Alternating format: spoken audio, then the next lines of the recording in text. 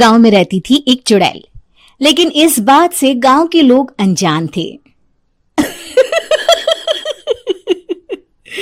जब तक पूरे गांव की एक एक औरत के गहने मेरे पास नहीं आ जाते, मैं इस गांव को छोड़कर नहीं जाऊंगी, चाहे इसके लिए मुझे लोगों को गायब भी क्यों ना करना पड़े। दूसरी तरफ गांव की औरतें बात कर रही थी। अरे सुन रही हो, ये देखो, मैंने कल ही नया हार बनवाया है सोने का, कैसा लग रहा है? बहुत ही अच्छा।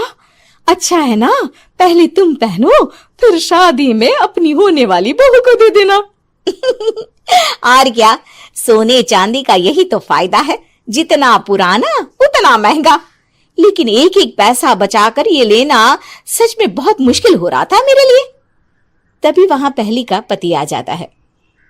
गांव में एक औरत के घर के सोने के सारे गहने चोरी हो गए। लोग बातें बना रहे कि गांव में कोई चोर घुस आया है जो घर की कोई चीज को हाथ नहीं लगाता, पर सिर्फ सोने के गहनों को ही चुराता है। अब तुम ना अपने ये गहने संभाल कर रखना। हे भगवान, ये क्या बोल रहे हैं?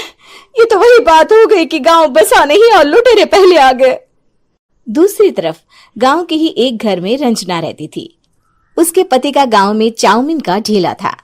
एक दिन उसके घर में एक औरत आती है। अरे रंजना, तू गांव में नहीं है तो सोचा तुम्हें बता दूं। गांव में बात चल रही है कि गांव में एक चोर घुस आया है जो घरों के सोने के गहने चुरा लेता है।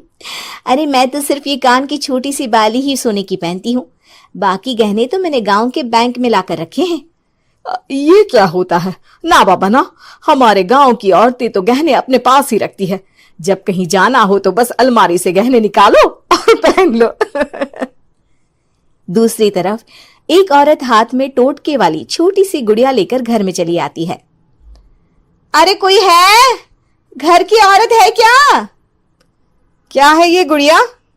ये कोई ऐसी वैसी गुड़िया नहीं है, ये जादुई गुड़िया है।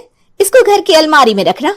अगर तुम्हारे घर पर किसी की बुरी नजर होगी तो रात भर में ये पतली सी गुड़िया मोटी हो जाएगी। मैं कल आकर ये गुड़िया ले जाऊंगी और तुम्हारे घर की सारी बुरी नजर छूट जाएगी, समझी? अरे वाह, ये तो बहुत कमाल की गुड़िया है, दे दो। कितने की है एक? अरे नहीं नहीं नहीं, ये फ्री की है। मेरा काम इस पूरे गांव को बुरी नजर से दूर रखने का है। हाँ। भली औरत उसके हाथ से वो गुड़िया लेकर अलमारी में रख देती है। लेकिन अगली सुबह जब वो उस गुड़िया को देखती है तो पतली सी गुड़िया मोटी हो चुकी होती है। हे भगवान, ये क्या? किसने मेरे घर को बुरी नजर से बांध रखा था? तभी वो गुड़िया वाली भी आ जाती है। मैंने कहा था ना, घर पर बहुत ज्यादा बुरी नजर है।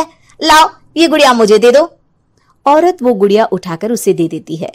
गुड़िया हाथ में आते ही वो औरत उसे लेकर सीधे गांव के बाहर की खाली हवेली में चली जाती है और साधारण औरत से चुड़ैल बन जाती है।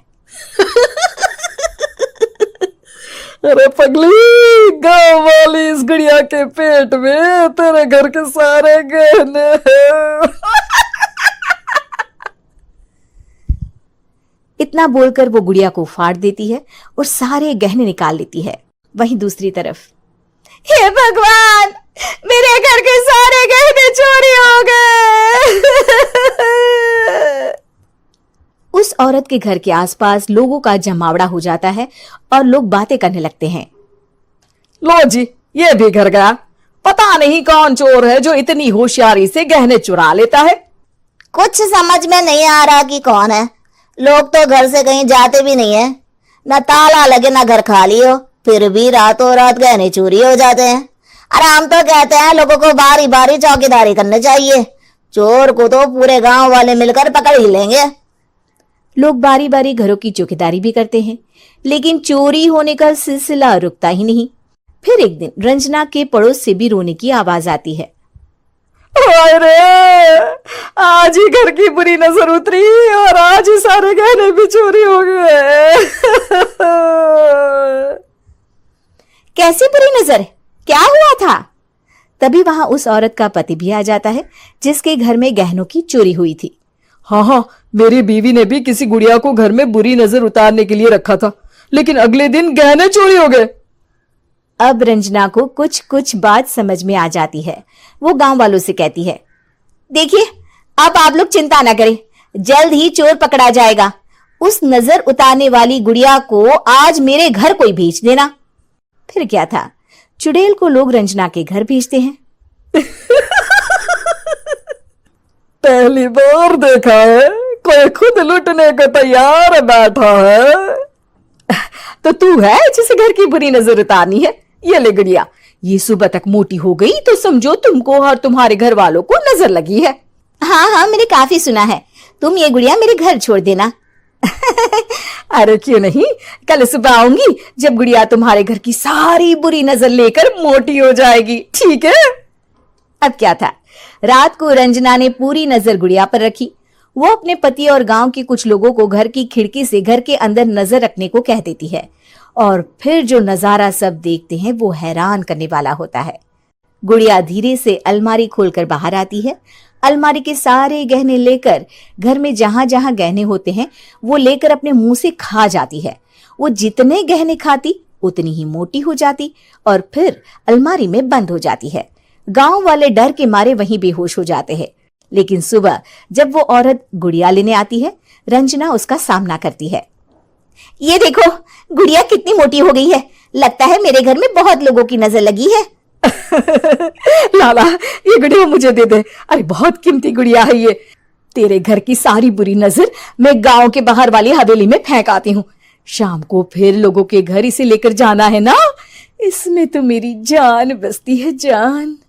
रंजना गुड़िया को चुड़ैल की तरफ बढ़ा देती है, लेकिन फिर वापस ले लेती है और गुड़िया के हाथ मोड़ देती है। जैसे ही गुड़िया के हाथ मोड़ती है, चुड़ैल का हाथ भी मुड़ जाता है।